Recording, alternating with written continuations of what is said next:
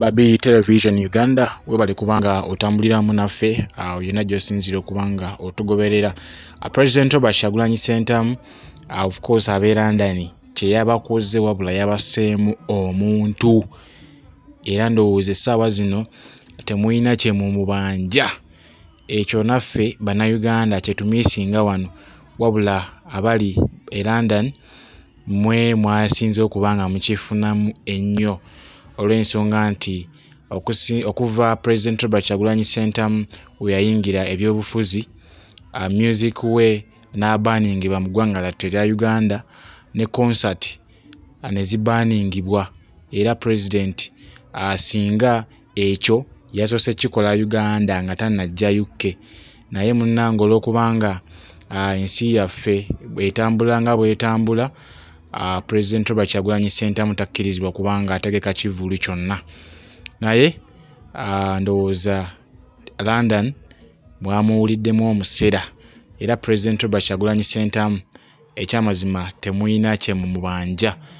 Kasooke tufune bimu ku ebyo ebyabaddeyo twejjukanye oba oliawo ffe bannayuganda abali wano mu ggwanga lyattu erya Uganda gye tutasobodde kutuuka empenduzo zivaawo ne zitulaga biki ebyagenze mu maaso ndowooza nga abaayo mu kitundu ekyo byabadde wali mu London oba gye wandiise Bungereza. Kale kasooke tulabe ku byabaddeyo. President Robert Kyagulanyi Ssentamu ng'abakuba omuziki abantu banyumiddwa. Ekyamazima ekifo kino kyo kyajjudde era nga bw'okiraba President Robert Kyagulanyi Ssentamu yeesaze red yenna okuviira ddala ku suuti n'eyo combat nayo yabadde myufu nga w'omulaba awo era wabaddewo abayimbi bangi nnyo. Big Eye yabaddewo wabaddewo n'abayimbi abalala Bajeno Megadi babaddewo ne bannayuganda bangi nnyo ababaddewo Bagavana S bonna yavuddeyo n'abanjula era n'abeebaza omulimu gwe batuusa oba gwe bakoze okusobola okubiba nga bayimirizaawo struggle mu bitundu bino gye bawangaalira. Yes, kasooke tufune embeera President Robert Kyagulanyi Ssentamu gye yatuusizza. Ekyamazima banna London mwasabye amazzi naye ng'ekyamazima kyo mwamuwuliddemu omusera wabula mwanyumiddwa. President Robert Kyagulanyi Ssentamu is a very good freestyler nga bulijjo. He is better than anyone. Ne Davido of course yavuddeyo n'agamba nti yes Bobi Wine you Africa's #1 finest. Kati gwe addeyo n'agamba ate nze saawa simanya biki gwewe. Kasooke tufune embeera ya President Robert Kyagulanyi Ssentamu tusooke tukomere. October 1962 when our nation was born, beautiful nation that we endowed with everything we need.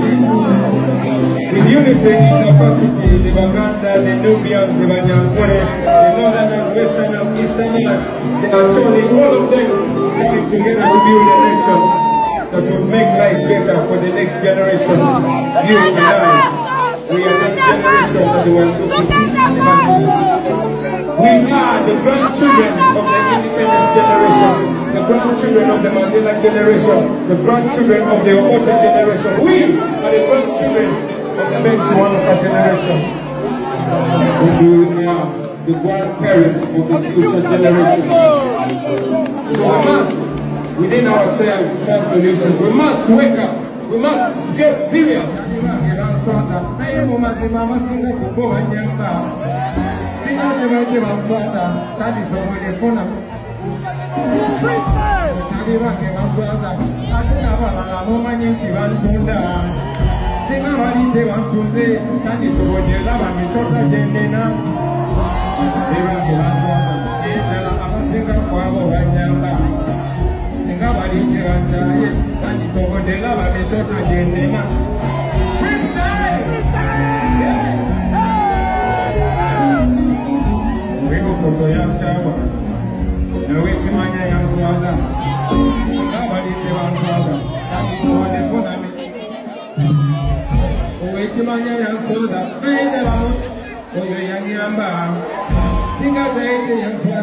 sanyise bwedefuna ani amaddayo abalala baganda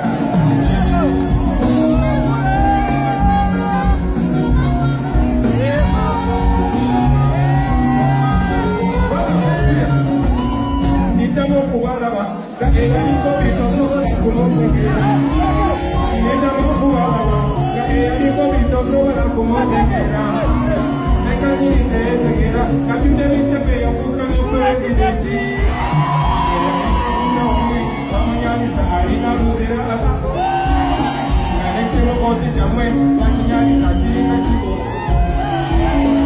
nekandiwoomwe bamunyanyisa alina kitalya ng'abafuuti soja bange bebakesekasiwalire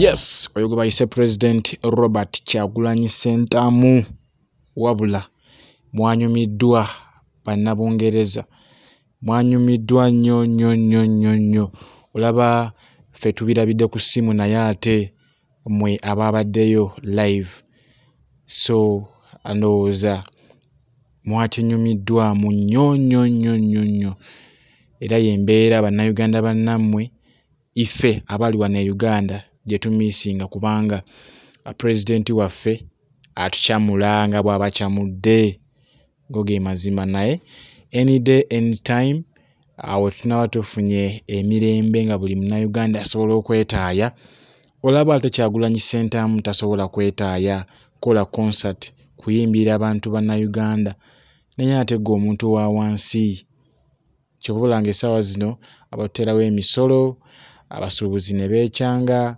weewaawo bingi nnyo ebigenda mu maaso mu ggwanga lyattu erya Uganda naye ebyo byonna bijja kuba lugero nga tutuuse mu Uganda empya. Oyo ne yabadde President Robert Kyagulanyi Ssentamu ka freestyle ako kannyumidde of course akayimba nnyo kubanga tujjukira nti yakolakokko online concert wali e Busaabala era nga yayimba akayimba kano freestyle ne bannabyuma bye tukakosa Nubian of course n'atukyamula omuziki online jjukira ntakkirizibwa kubanga ayimba ku concert yonna ne bweba nga si ye takkirizibwa kubanga ayimbako twamulaba ku Yazex birangirangi ono nno ng'omwana wa ghetto era mwana wa Firebase president yagaanibwa okubanga ayingira weewaawo yayingiza kifuba embeera mwagiraba bulungi nnyo era ndowooza twagibatuusako wano ku Baby Television Uganda ne mugiraba naye nga byebyo nno mwabiwulidde olaba Davido avaayo n'agamba nti yes Bobi Wine you Africa's #1 gwani agaana president era kale atukomaawo olunaku olwaleero sigenda kubanga nsukkawo wano wabula gompya nsabyewo subscribing liking okwate kadaako osobole okubanga oteekako notification ofune nga obubaka bwonna bwetuba tutadde wano ku mukuuto gwa Baby Television Uganda osobole okubanga otambulira wamu naffe omanye ki ekigenda mu maaso mu ggwanga lyattu erya Uganda ebijja obeere nga obimanyi osobole okubanga tewejjusa ojjukira nti Abaganda bagamba ekijja omanyi kinyaga bitono so ekintu wekijja ne kituukawo ng'okimanyiiko ekyamazima oba wategese dda empenda z'oyinza okukozesa okubanga okivuunuka. Atakumira mpeera bankuumire bannayuganda bannange misirwe bulungi mweraba.